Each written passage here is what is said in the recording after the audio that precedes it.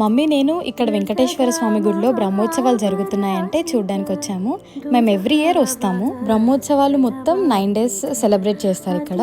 And last day ఈ వాటర్లో స్వామివారికి చక్ర స్నానం చేపిస్తారు. సో ఈ టెంపుల్లో వెంకటేశ్వర స్వామి టెంపుల్కి ఆపోజిట్గా ఆంజనేయ స్వామి టెంపుల్ కూడా ఉంటుంది. మేము ఫస్ట్ ఆంజనేయ స్వామి దర్శనం చేసుకొని కాసేపు కూర్చొని తర్వాత వెంకటేశ్వర స్వామి గుడికి వెళ్ళి దర్శనం చేసుకున్నాము. ఈ 9 days మొత్తం టెంపుల్ అంతా ఫ్లవర్స్తో డెకరేట్ చేస్తూనే ఉంటారు ఎవ్రీ డే. చూడ్డానికి 2 కళ్ళు సరిపోవు, అంతా బాగుంటుంది. అండ్ ఈవినింగ్ ఇక్కడ కల్చరల్ యాక్టివిటీస్ కూడా చేస్తూ ఉంటారు. ఇప్పటి వరకు తిరుపతి విజిట్ చేయలేదు.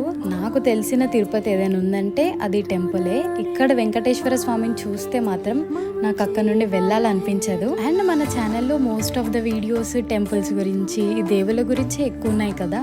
మా మమ్మీ అంత డివోషనల్ కాబట్టి మేము ఫ్రీక్వెంట్గా టెంపుల్స్ విజిట్ చేస్తూనే ఉంటాము.